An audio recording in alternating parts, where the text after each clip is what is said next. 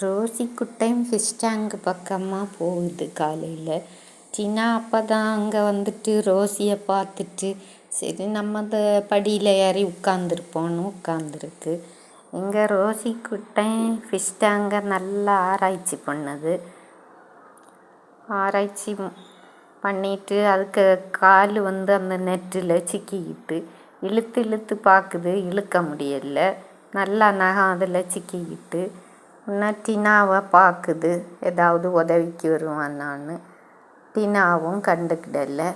ஒன்றும் சரி இனி புஷி கூட சேர்ந்து விளையாடுவோன்னு ஒரே ஓட்டமாக ஓடி போகுது. ஏது இந்த பக்கம் அவசரமாக ஓடி போகிறான், நமக்கும் இங்கே இருப்பு வரலையே, நம்மளும் இனி ஓடி போவோம்னு சொல்லிட்டு டினாவும் அங்கேருந்து எழும்பி ஒரே ஓட்டமாக ஓடுது.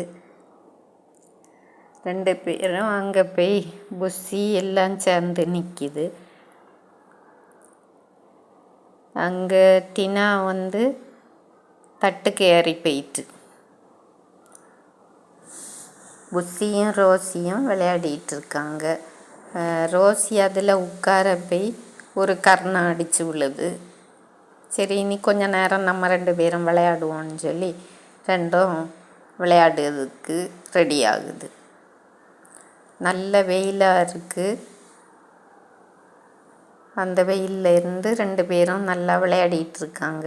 கொஞ்ச நேரம் சந்தோஷமாக விளையாடுவோம், நேரம் போகணும்னு சொல்லிட்டு ரெண்டும் மாறி மாறி விளையாடிகிட்டே இருக்குது.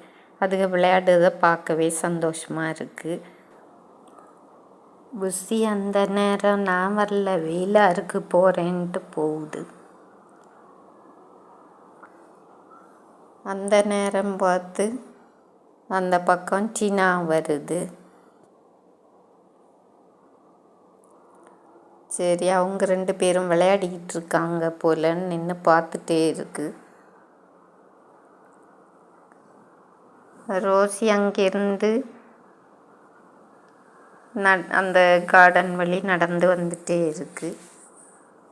புல் சாப்பிடுவோன்னு சொல்லி புல்லை பறித்து ஆட்டுக்குட்டி போல் தின்னுட்டுருக்கு. சரியா ஆட்டுக்குட்டி புல் மேய்யது மாதிரி இருக்குது பார்க்குறதுக்கு. புல்லெல்லாம் கடித்து துப்பிட்டு சரி இன்னைக்கு விளையாடினதெல்லாம் போதும்னு சொல்லிட்டு ஓடி போய் படியில் ஏறி உட்காந்து ஓய்வு எடுக்குது. இன்னைக்கு நேரம் அப்படி சந்தோஷமாக கழிஞ்சுது.